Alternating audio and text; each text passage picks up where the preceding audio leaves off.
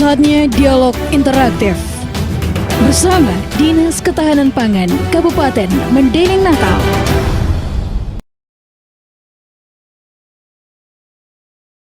Assalamualaikum warahmatullahi wabarakatuh. 102,6 BPM Saturasi Suara, satu kata penuh makna pasti selalu di hati, mengudara dari studio Start FM di Jalan AMD Lama, Kelurahan Kota Siantar, Panjambungan, Mendeling Natal. Pagi Madinah pagi. Di pagi hari ini kembali bersua dengan kami di Radio Start FM pada program spesial Dialog Interaktif bersama Dinas Ketahanan Pangan Kabupaten Mendeling Natal. Di studio telah hadir Ibu Khadijah Siregar SPMM, salah satu Kepala Bidang Distribusi dan Cadangan Pangan di Dinas Ketahanan Pangan Kabupaten Mendeling Natal. Pagi hari ini kita akan berbincang dan berdiskusi mengenai aspek distribusi harga dan cadangan pangan di Kabupaten Mendeling Natal. Assalamualaikum Bu. Waalaikumsalam. Ibu Khadijah Siregar ya. Iya benar Pak. Dan narasumber kita adalah Ibu Khadijah Siregar. Kebetulan saya juga adalah Siregar gitu ya. Bersama saya Hairudin Paslah Siregar nih. Senang rasanya kita bersua kembali, kita berdiskusi di acara ini. Memang masalah pangan ini adalah masalah kebutuhan yang mendasar ya bagi masyarakat kita. Kita ketahui bahwa di Kabupaten Mendeling Natal juga adalah bagian dari lumbung beberapa pangan kita. Nah, kita ini bicara masalah aspek distribusi harga dan cadangan pangan di Kabupaten Mendeling Natal. Nah, kita berdiskusi ini nanti akan terus kita saling memberilah, saling sharing, artinya untuk terus kita mendalami sebenarnya bagaimana atau apakah yang dimaksud dengan distribusi pangan itu. Ya. Distribusi pangan itu sebenarnya merupakan tersedianya pangan, pasokan pangan yang merata sepanjang waktu, baik itu jumlahnya, mutu, keamanan dan keragamannya itu untuk memenuhi pangan masyarakat. Pangan masyarakat Ini merupakan salah satu subsistem ketahanan pangan. Dia peranannya itu sangat strategis. Sangat strategis sekali. Kalau dia tidak tersenggala dengan baik dan lancar, bahan pangan yang dibutuhkan masyarakat itu tidak akan terpenuhi. Tidak akan terpenuhi. Iya, ini nanti akan mengakibatkan pada akhirnya terjadinya kerawanan pangan. Hal itu tidak kita inginkan di Mendeling Natal. Jangan sampai terjadi. Gawat nanti ya. Nah, kemudian untuk pelaksanaannya itu secara efektif gitu ya, efisien dan merata itu di setiap lokasi berlangsungnya itu sejauh mana jangkauan efektif dan efektif, efisien dan merata itu?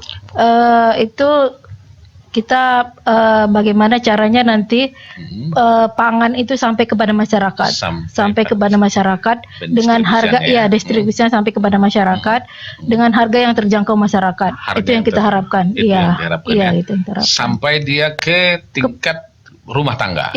Sampai dia ke tingkat rumah tangga. Distribusi pangan itu tersedianya pangan dan pasokannya itu secara merata ya? Secara merata. Di wilayah mana saja? Wilayah kerja kita?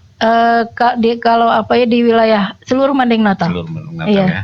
Kemudian pasokan secara merata sepanjang waktu, baik jumlah, mutu, aman dan keragamannya untuk memenuhi kebutuhan pangan masyarakat. Keberagaman itu yang mana ini? Pangannya gitu. Pangannya.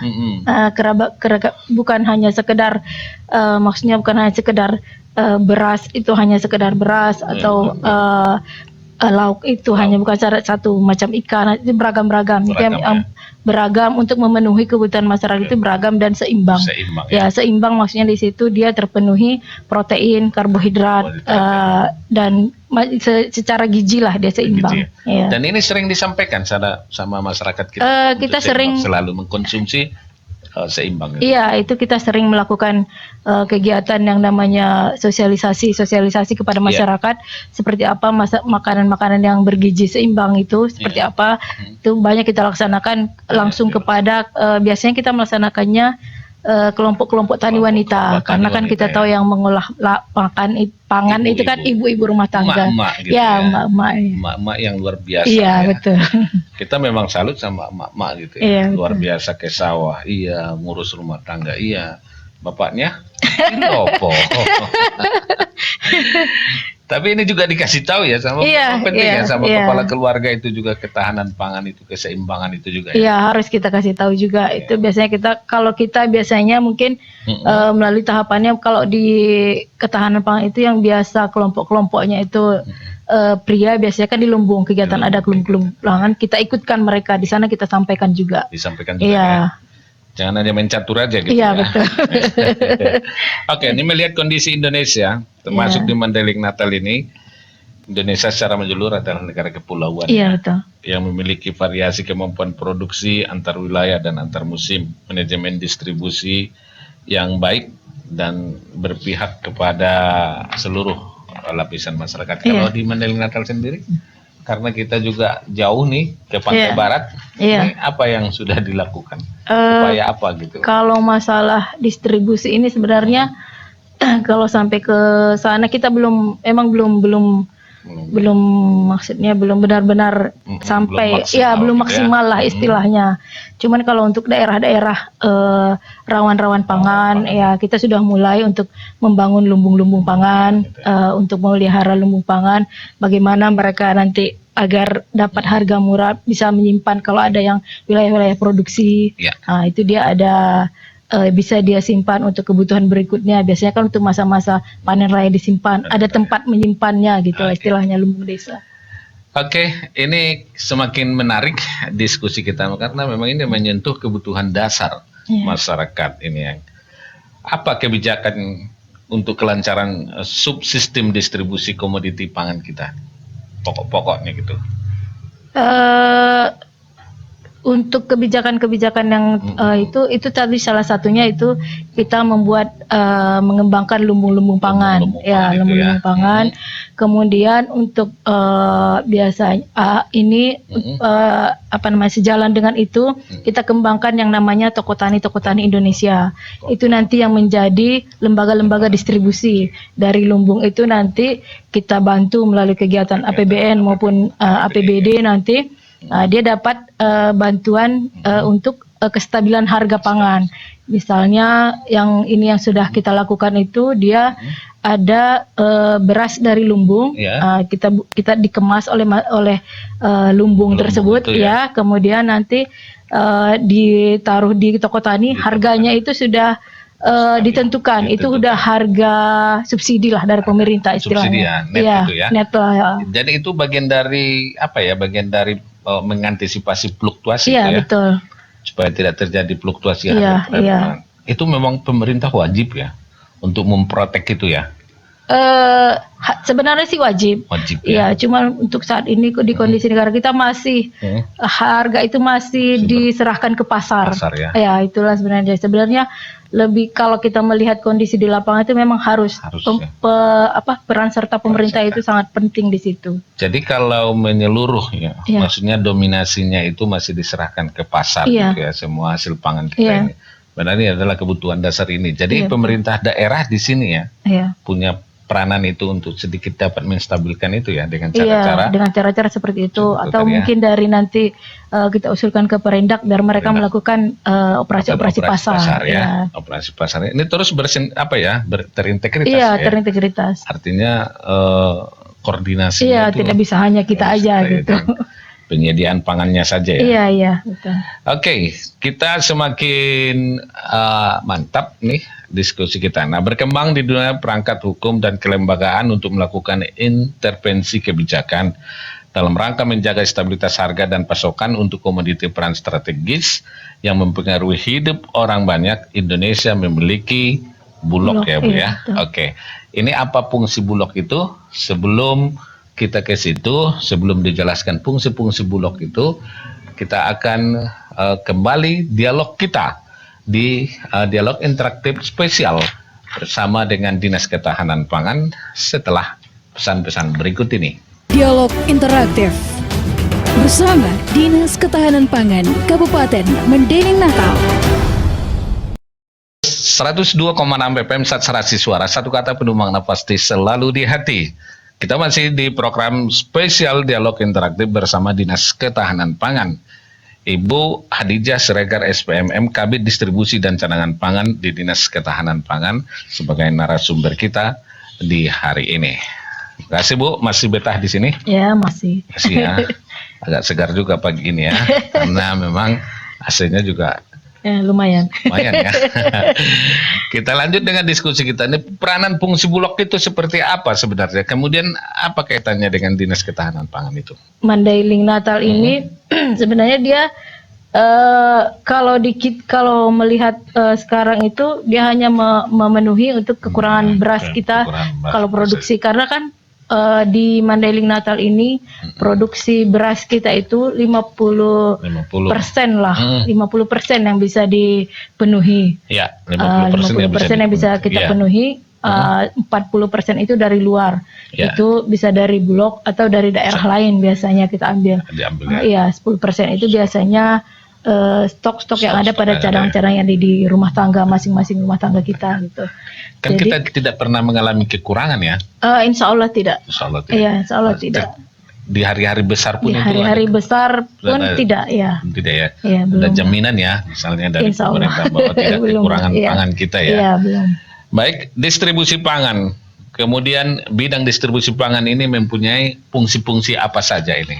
Kita di sini misalnya fungsi apa yang disiapkan oleh Biasanya kita menyiapkan bahan perumusan kebijakan teknis pengkajian distribusi, Pengkajian distribusi, pangan dengan ya. harga. Kemudian menyiapkan kita gitu ya. menyiapkan bahan perumusan kebijakan yang operasional kelembagaan distribusi pangan. Kemudian kita menyiapkan bahan untuk pemantauan distribusi dan harga-harga pasar. Ya, Kemudian kita buat pengkajian tentang kelembagaan distribusi pangan masyarakat. ya. Kita biasanya melaksanakan kegiatan identifikasi distribusi pangan. Distribusi pangan ya. Pemetaan biasanya, tapi ini belum terlaksana. Nanti kita akan laksanakan pemetaan akses distribusi pangan. Iya. Kita melaksanakan koordinasi, sinkronisasi, berbagai kegiatan lah. Kemudian melaksanakan hal-hal lain Oke. yang terkait dengan itu. Baik. Nah, ini semua sudah berjalan Iya. baik ya. Mudah-mudahan semuanya distribusi keseimbangan lalu sudah sampai pada sasaran ya. Iya. Artinya pada masyarakat yang sangat membutuhkan. Apakah kendala yang dihadapi dalam pendistribusian bahan pangan kita, khususnya di Kabupaten Natal, salah satu kabupaten yang cukup luas ya, Iya. luas sekali. Kita sampai ke pantai barat gitu ya, Iya. sehingga menyebabkan terjadinya fluktuasi harga yang tinggi. Sebenarnya pada beberapa komoditas pangan saja ini ya, Iya, apa iya. saja, kemudian lanjut nanti di komunitas pangan apa saja yang terjadi fluktuasi itu. Biasanya Nih, kendala dulu ya, Iya, kendala yang dulu dihadapi ya. Kendala yang dihadapi itu karena kan bahan pangan kita itu kebanyakan dia tidak tahan lama dia. tidak tahan lama. Iya, seperti misalnya cabai, bahan-bahan pangan bawang atau Bawang, apa. Iya, itu kan tidak umbi-umbian tahan nggak? Umbi-umbian ya, umbi-umbian tahan lah kan. kacang-kacang gitu Iya. ya. Misalnya kalau itu kan tidak tahan lama Tidak dia tahan lama. masalahnya adalah sistem transportasi atau Transportasi. iya Itu yang itu iya, kendala itu ya kita. kendala lah untuk kita. Karena kan banyak di daerah-daerah kita ini belum, ya jalannya masih begitulah. jalan, Iya, ya. belum karena yang paling utama biasanya di akses gitu ya. lah, akses ke antar akses kecamatan ke itu. iya antar kecamatan itu jadi kendala sebenarnya. Kemudian tapi yang sebenarnya kalau fluktuasi harga itu kalau menurut kami sih itu tidak dipengaruhi oleh pendistribusian. Memang dipengaruhi, tapi bukan fluktuasinya. Iya. Dia mempengaruhi harga sampai ke rumah tangga Ke rumah itu. tangga itu ya. Ya. Sebenarnya untuk mempengaruhi fluktuasi ini apa? Itu ketersediaan, Ketersediaan. iya. Hukum dagang. Hukum dagang lah, dagangnya ya. ya. Permintaan banyak, Oh, iya. ketersediaannya kurang itu. Itu Ketersediaan yang kurang. terjadi. Kemudian komoditi apa saja nih biasa? Kalau ini yang yang biasanya komoditi apa saja? Ini yang dimainkan oleh iya. para spekulan, para Iya, kalau di daerah kita ini, kalau berdasarkan pengamatan dari para enumerator kita itu di lapangan itu biasanya cabai, bawang merah biasanya, merah ya. iya. Umumnya sih itu aja. Umumnya itu Iya, aja ya. itu aja Kalau sih. beras nggak stabil Kalau terus ya? beras lumayan lah, Stabil, nggak apalagi terlalu, kalau iya. masalah sayur-sayuran Iya, juga iya. stabil ya. Ini cabai ini memang karena kurang pasokannya makanya mahal ya. Iya. Tapi memang berat juga, protes terus emak-emak tuh ya kalau udah cabai Karena ya. kita konsumsi cabai itu tinggi. Nah, Ya. ini mungkin pertanyaannya ini kita melihat seringkali ya, artinya para petani kita ini bagaimana sebenarnya oleh ketahanan pangan, apakah ini termasuk bagian dari tupoksinya untuk menstabilkan harga itu pada produksi itu kepada para petani, sehingga para petani itu merasa nyaman bahwa mereka itu adalah berusaha di bidang itu dan tidak semuanya terserah pada pasar. Karena kadang begitu panen, karena tadi hukum tadi banyak produksi harga turun. Udah harga turun, kemudian dia tidak dapat lagi biaya untuk menanam berikutnya. Ini pemerintah di mana peranannya? Kalau yang saya lihat sih sebenarnya kita bisa membuat mereka itu tergabung dalam kelompok-kelompok. Ya, kita buat atau kapokan. Atau lebih bagus lagi kalau mereka membentuk koperasi. Kekuatan masyarakat kita itu petani itu ada di koperasi. Kalau mereka berkoperasi, kalau menurut saya itu posisi tawar mereka pasti lebih tinggi. Kalau misalnya cabai, misalnya kita contohkan cabai, dia harganya per kilo. Iya, misalnya dia panen raya saat ini. Iya, itu istilahnya jadi panen raya. Jadi bisa dia tahan yang harus dia lempar ke pasar. Jadi harganya nggak sampai murah sekali gitu kan. Bisa dia tahan, bisa dia disimpan dalam bentuk apa. Kalau dia berkoperasi kan modalnya pasti lebih ada lah istilahnya. Kita pun dalam pemerintah itu membantu kan harus dalam bentuk kelompok atau bahkan koperasi itu lebih gampang kita bantu. Mereka bisa mungkin nanti mengolahnya jadi yang namanya saus, kan bisa ke. Dan itu kemana? Kalau pengolahannya nanti dari pihak perdagangan lagi ya? Iya. Sinergitasnya itu di situ ya. Kalau misalnya di bantuan untuk pengolahan itu kita ketahanan pangan bisa. Ada ya? Iya, itu bagian dari itu sudah konsumsi. Itu udah banyak kita latih melakukan itu. Itu antisipasi. Untuk produksi sehingga petani itu juga rasa nyaman ya bertahan dia untuk situ ya. Kemudian kalau melebihi pemerintah mau nggak dia beli itu nggak ya? Kalau saat ini belum.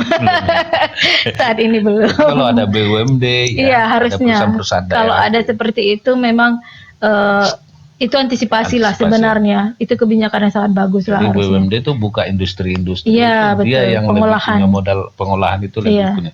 Kalau nggak laku di pasar, dia yang ngambil gitu ya. Iya. Mudah-mudahan. Insya Allah. Oke, selanjutnya sahabat ISTA-TPM juga Anda masih tetap bersama kami. Kami ucapkan terima kasih tentunya di frekuensi ini. Ibu, ini satu lagi nih, sebagaimana sebenarnya kita ketahui produksi bahan pangan tidak merata penyebarannya di Kabupaten Natal sehingga menyebabkan tingginya biaya distribusi. Upaya apa yang seharusnya kita lakukan untuk menurunkan biaya distribusi itu? Dari mana bisa melihat itu tidak merata? Kalau itu kita ada di lapangan itu kita ada para enumerator yang mensurvei. Enumerator ya. Mereka itu petugas lapangan ya. Iya, petugas lapangan. Iya, surveyor ya. Istilahnya iya. Mereka mensurvei harga-harga pangan di lapangan. Ya. Dari situ mungkin kita tahu nanti bahwa bagaimana tidak merata harga di beberapa daerah itu berbeda. Kayak misalnya harga cabai lah istilahnya. Misalnya di Penyambungan itu 30.000, nanti bisa jadi di wilayah Natal itu lebih tinggi. Ya, berarti kan Siabu beda lagi. Berarti kan, tapi bedanya tidak terlalu signifikan. Iya, tapi kalau sampai dia sejauh kadang dia bedanya itu sangat jauh. Biasanya kita kalau di sini itu biasanya di wilayah wilayah Penyambungan ini dengan wilayah pantai barat sana dia biasanya jauh untuk pangan. Karena kita tahu kan dia bukan daerah produksi. Oke. Ya. Baik, semakin menarik diskusi kita. Ini pertanyaan yang berikut ini sebenarnya bagaimana sebenarnya kondisi cadangan pangan kita di Kabupaten Natal. Sebelum dijawab, Bu, kita simak yang berikut ini. Tetap di Dialog Interaktif Spesial bersama Dinas Ketahanan Pangan Mandailing Natal. Dialog Interaktif bersama Dinas Ketahanan Pangan Kabupaten Mandailing Natal. 102,6 FM Saturasi Suara. Satu kata penuh mana pasti selalu di hati. Terima kasih buat Anda semua masih tetap berada di sini di Dialog Interaktif bersama Dinas Ketahanan Pangan Kabupaten Mandailing Natal. Yang pembahasan kita kali ini adalah aspek distribusi harga dan cadangan pangan di Kabupaten Mandailing Natal. Ini pertanyaan yang urgen nih, yang berikut ini nih, Bu. Bagaimana kondisi cadangan pangan kita di Kabupaten Natal? Cukup? kurang atau bagaimana nih? Kita tahu bahwa salah satu aspek penting dalam bangun ketahanan pangan itu adalah ketersediaan pangan. Ini dipengaruhi 3 hal, kemampuan produksi daerah, kemudian impor, kemudian pengelolaan cadangan pangan. Pada saat ini wilayah Kabupaten Mandailing Natal dalam memenuhi kebutuhan pangannya itu 50% itu impor. Impor dari berbagai daerah. Ya, artinya bukan daerah. impor luar negeri nih. Bukan. Misalnya sayur, impor sayur kita dia dari Bukit Tinggi. Ikan dipasok dari luar. Panti gitu ya. Ikan mas dari Panti, ikan laut dari Sibolga. Kenapa masih terjadi seperti itu? Ini sebenarnya lebih banyak karena spekulan-spekulan dari penjual. Spekulan. Iya, karena kan kebanyakan dari kita itu ada produksi yang bisa kita produksi dalam daerah kita itu kalau kita hitung hanya sekitar 50% terpenuhi. Iya. Dari kebutuhan. Dari kebutuhan. Per hari. Iya. Gitu ya. 50% Padahal kita itu punya lahan luas. Iya, gitu ya. betul. Masalahnya sebenarnya karena mungkin seperti beras lah istilahnya. Iya. Masyarakat kita panen. Mereka panen karena panen raya mungkin. Mereka untuk memenuhi kebutuhan lain. Ini berasnya gabah mereka itu tidak disimpan, langsung dijual. Ya. Jadi pada saat mereka panen itu mereka impor. Hanya ada juga impor dari beberapa daerah, impornya ke luar daerah.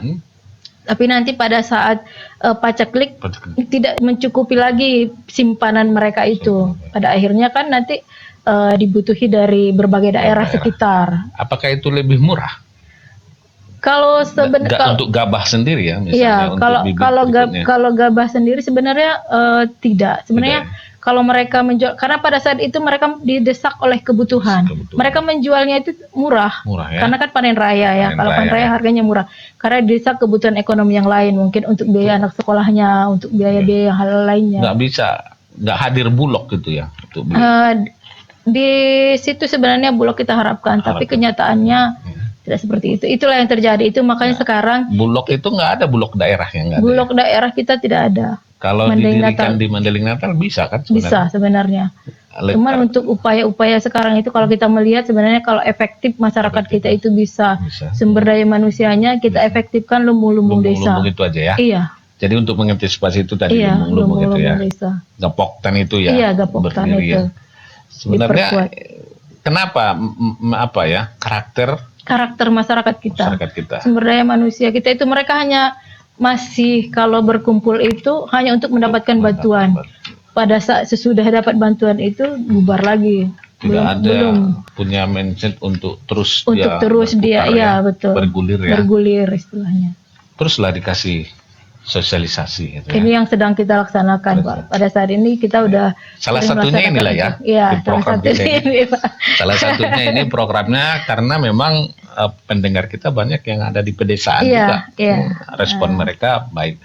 Kemudian itu sosialisasinya bagus ya lewat iklan pangan gitu ya, mengajak untuk selalu ya memperkuat ketahanan pangan kita ya. Ketahanan pangan yang berdaulat begitu kira-kira ya. Kemudian mengapa lumbung pangan kita di Kabupaten Natal sangat sulit berkembang? Karena mindset tadi. Karena mindset tadi. Oh, itu ya. Dan upaya apa yang dilakukan untuk memperbaiki ini? Untuk saat ini kita laksanakan itu dia sosialisasi. Kemudian kita pilih untuk jadi beberapa lumbung untuk jadi contoh buat lumbung yang lain. Percontohan ya. Pada saat ini kita ada sebenarnya udah ada 22 lumbung yang sudah dibangun di Mandailing Natal ini. Boleh tahu di mana? Itu di berbagai kecamatan. Kecamatannya? Ya. Bentar, Pak. Ini harus lihat data ini. Harus lihat data. Tidak bisa. 20. Ini dikat itu. Lagi dikat itu. Oke. Dia ada di Kecamatan Siabu. Kemudian Bukit Malintang. Naga Juang. Di Huta Bargot, kemudian Panyabungan Utara, di Panyabungan, Panyabungan Barat, Panyabungan Timur, Lembah Soring Marapi, Tambangan, Ulu Pukut sama Kota Nopan. Iya. Sudah sejauh mana apanya itu membuat percontohan ini? Sudah Kita sering baru ada saat ini yang sudah benar-benar berkembang itu ada dua. Ada dua. Mereka sudah ada toko tani. Toko tani ya? Iya, setiap lumbung itu ada dua, masing-masing dua toko tani. Jadi ada 4 toko tani. Itu dari tadi yang kita kita bantu mereka, kita bantu melalui kegiatan APBN sebenarnya, ya APBN itu mereka mendapat bantuan mesin giling padi, kemudian bantuan modal untuk mengolah padi mereka. Nanti beras hasil mereka itu, ya mereka masukkan ke toko tani, dengan kemasan harga, yang bagus dengan ya. Kemasan yang bagus. Ya. Pakai merek? Pakai merek. Kasih paten dari pemerintah belum? Enggak, belum. Ya. Mereknya Gapoktan beras. Iya, Gapoktan ini ya. Itu beras TTI, harganya sudah ditentukan. Oke. Baik, ini kita sudah di ujung acara kita ini. Pada saat panen raya ya seringkali hasil produksi padi kita justru dijual ke luar daerah. Itu ya. Bagaimana pengaruhnya terhadap cadangan pangan kita tadi juga sudah dijelaskan. Apa harapannya ke depan ini? Kita berharap cadangan pangan ya di wilayah kita ini tercukupi. Untuk saat ini memang masih tercukupi. Cuman kita harapkan dia lebih banyak dari produksi sendiri. Kalau selama ini lebih banyak dari impor, kita harapkan kita yang mengimpor, kita yang mengekspor lah. Kita ekspor, kita yang mengeluarkan ya. Karena masih bisa sebenarnya tingkatkan produktivitas. Ini kerjasama kita dengan Dinas Pertanian lah nanti. Dengan perdagangan. Iya, bidang perdagangan juga. Dengan terhadap masyarakat, apa yang bisa Ibu sampaikan? Kami berharap masyarakat, para petani lah untuk distribusi bekerja samalah dengan kita, membangun lumbung-lumbung pangan di wilayah kita sebagai alat untuk ketahanan pangan bersama. Oke. Cuma itu aja ya. Baik. Terima kasih Anda telah bergabung bersama kami di Dialog Interaktif bersama Dinas Ketahanan Pangan Kabupaten Mandailing Natal. Distribusi pangan merupakan salah satu subsistem ketahanan pangan kita yang peranannya sangat strategis. Apabila tidak dapat terselenggara secara baik dan lancar, bahan pangan yang dibutuhkan masyarakat tidak akan terpenuhi. Oleh karena itu, kita akan terus melakukan pendistribusian yang merata untuk mengantisipasi fluktuasi harga dan juga para spekulan. Mudah-mudahan kita terus berupaya Mandailing Natal menjadi ketahanan pangan yang kuat, yang selalu berdaulat. Kita akan kembali bersua pada acara berikutnya di Dialog Interaktif bersama Dinas Ketahanan Pangan Kabupaten Mandailing Natal. Terima kasih atas kebersamaan dan atensinya. Mohon maaf atas segala kesalahan. Akhir kalamu, assalamualaikum warahmatullahi wabarakatuh. Horas. Demikian Dialog Interaktif bersama Dinas Ketahanan Pangan Kabupaten Mandailing Natal. Nantikan Dialog Interaktif selanjutnya. Persembahan Stat 102,6 FM.